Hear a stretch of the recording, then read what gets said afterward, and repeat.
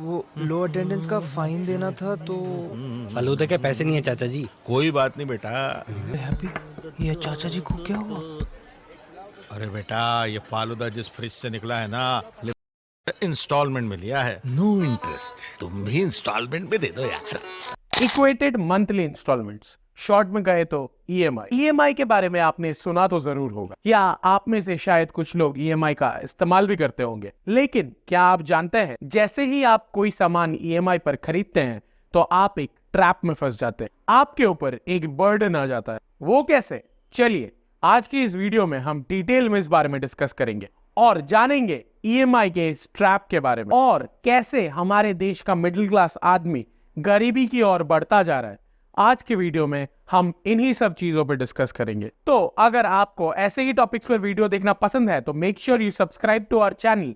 ये आपके लिए तो बिल्कुल फ्री है, लेकिन इससे हमें बहुत मोटिवेशन मिलती है। आजकल middle class section of the society के लोगों के लिए अपना सोशल स्टेटस मेंटेन करना काफी इंपॉर्टेंट हो गया है। मतलब हर किसी को अच्छा फोन, अच्छी गाड़ी, लेटेस्ट होम अप्लायंसेस जैसे टीवी, फ्रिज वगैरह इस्तेमाल करना है। पर सच्चाई यही है कि कई सारे फैमिलीज और कई सारे लोग अपने सैलरीज से इन सभी चीजों को अफोर्ड नहीं कर पाते और इसीलिए वो सहारा लेते हैं लोन्स का, बेटर नोन एज ईएमआईज। और इंडियंस के इन्हीं बढ़ते लोन्स के डेटा को देखकर सेकेंड हेराल्ड ने आरबीआई के डेटा को कोट करते हुए ये कहा, इंडिया में कंज्यूमर ड्यूरेबल्स को खरीदने के लिए जो लोन लिए जा रहे हैं उसके डेटा में काफी ग्रोथ देखा जा रहा है। यानी इंडिया में लोग टीवी, फ्रिज, मोबाइल फोन्स, गाड़ियां, बाइक सब लोन पर ले रहे हैं और ये लोन्स की संख्या ईयर ऑन ईयर 89% से बढ़ रही है। लेकिन इन सभी चीजों को लोन यानी ईएमआई पर लेने में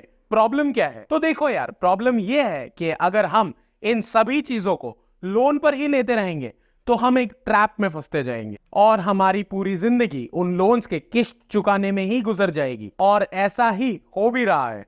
इकोनॉमिक टाइम्स ने एक सर्वे किया जिसमें यह पता चला कि 15% ऑफ द रिस्पोंडेंट्स जिन्होंने वो सर्वे लिया था, उन 15% लोगों ने यह कहा कि वो अपने सैलरी का 50% तो ईएमआई चुकाने में ही खर्च कर रहे हैं। यानी एक इंसान जो महीने का 10,000 रुपए कमा रहा है वो 5,000 तो ईएमआई ही भर रहा है। अब आप खुद ही सोच सकते हैं कि बाकी 5,000 में वो कैसे अपना डे टू डे एक्सपेंडिचर चला रहा होगा और उसका क्या ही सेविंग्स हो रहा होगा।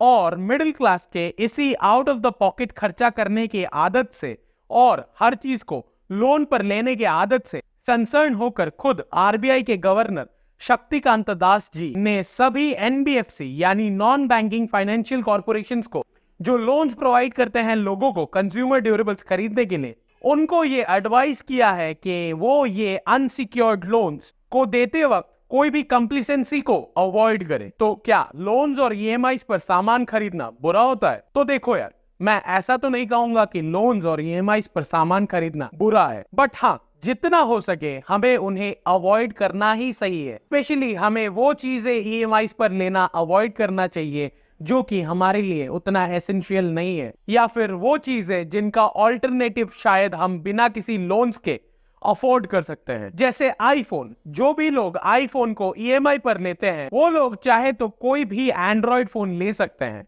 आखिर फोन कम्युनिकेशन के लिए होता है, शो ऑफ के लिए नहीं। और तो और ईएमआई एक ऐसा बर्डन होता है जो आपसे आपका फाइनेंशियल फ्रीडम छीन लेता है। इसे एक एग्जाम्पल से समझते हैं। जैसे आज मेरे ऊपर कोई भी ईएमआई या फिर लोन का बर्डन नहीं है, तो कल को अगर मैं चाहूं तो बिना ज्यादा सोचे मैं अपना जॉब क्विट कर सकता हूं। Whereas अगर मेरे पे वो बर्डन होता तो मुझे ऐसा करने से पहले 10 बार सोचना पड़ता कि अरे अगर मैंने जॉब छोड़ दिया तो मैं अगले महीने ईएमआई कहां से भरूंगा और कैसे मैं अपने लाइफस्टाइल को फंड करूंगा। मैं पर्सनली ये बिलीव करता हूं कि हमें हमारे फ्यूचर सेल्फ के लिए लाइफ को इजी बनाना चाहिए थ्रू इन्वेस्टमेंट्स एंड सेविंग, ना कि उसे लॉन्ग टर्म डेट में फंसाना चाहिए।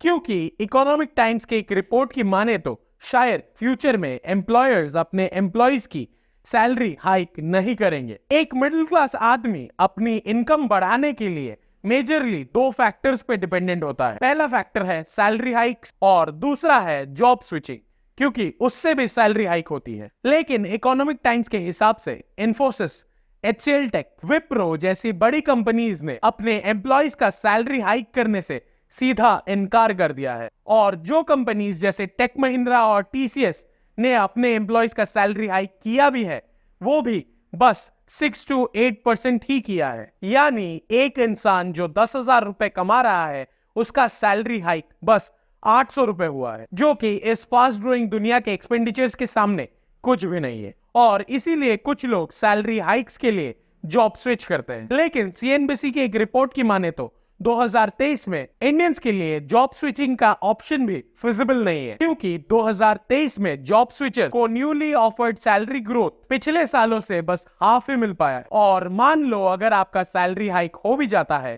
तो भी ईयर ऑन ईयर बढ़ता हुआ इन्फ्लेशन आपके सैलरी हाइक को नलिफाई कर। क्योंकि अगर हम पिछले 5 साल के सैलरी हाइक के डेटा को देखें, तो हमें यह पता चलेगा कि हर साल सैलरी हाइक अराउंड 10% की रेंज में ही हुआ है, वेयर इन्फ्लेशन हर साल 24% से बढ़ रहा है। तो इन शॉर्ट हमारा इनकम बढ़ नहीं रहा है और we can say slower rate पे बढ़ रहा है। वहीं हमारे एक्सपेंसेस ऑलमोस्ट डबल रेट से बढ़ रहे हैं। उस पे भी अगर हम एक लोन का बर्डन ले लेंगे, तो हमारी पूरी जिंदगी उस लोन के किस्त चुकाने में ही गुजर जाएगी और फाइनेंशियल ग्रोथ का कोई स्कोप ही नहीं बचेगा। अब आप लोग ये बोलेंगे कि मृण्मय, ये सब तो समझ में आ गया, लेकिन इसका सोल्यूशन क्या है? तो जी हाँ, हमारे इस चैनल पे हम सोल्यूशन ओरिएंटेड बातें ही करते हैं। तो मैं अपने साइड से एक सोल्यूशन आपको सजेस्ट जरूर करूंगा। हमें अपने खर्चों को लेकर डिसिप्लिन होना पड़ेगा और रेगुलर सेविंग्स करनी पड़ेगी और उन सेविंग्स को इन्वेस्ट भी करना पड़ेगा। और तो और हमें अपने आप को फाइनेंशियली और एजुकेट करना पड़ेगा। एंड मोस्ट इंपॉर्टेंट, हमें हमारे नीड्स और वांट्स में डिफरेंशिएट करना पड़ेगा। कौन सी चीजें हमारी प्रायोरिटी है, ये हमें जानना पड़ेगा। और अगर ऐसी कोई प्रायोरिटी वाली चीज हम EMI पर ले भी रहे हैं, तो हमें ये मेक श्योर करना पड़ेगा कि हम उस चीज के लिए ज्यादा से ज्यादा डाउन पेमेंट पे कर रहे हैं, ताकि हमें इंटरेस्ट में ज्यादा खर्चा ना करना पड़े। एंड अगर हो सके तो हमें उतने ही पैसों को एक टाइम पीरियड के लिए सेव करना चाहिए और फिर उन सेविंग से उस चीज को लेना चाहिए जिसे हम EMI पर ले रहे हैं, या फिर हमें उस चीज का कोई अवेलेबल ऑल्टरनेटिव यूज करना चाहिए जिसको हम अफोर्ड कर सके बिना किसी EMI के। So that's it for today's video. I hope आपको ये वीडियो पसंद आया होगा एंड आपको इस वीडियो से कुछ नया जानने को मिला होगा।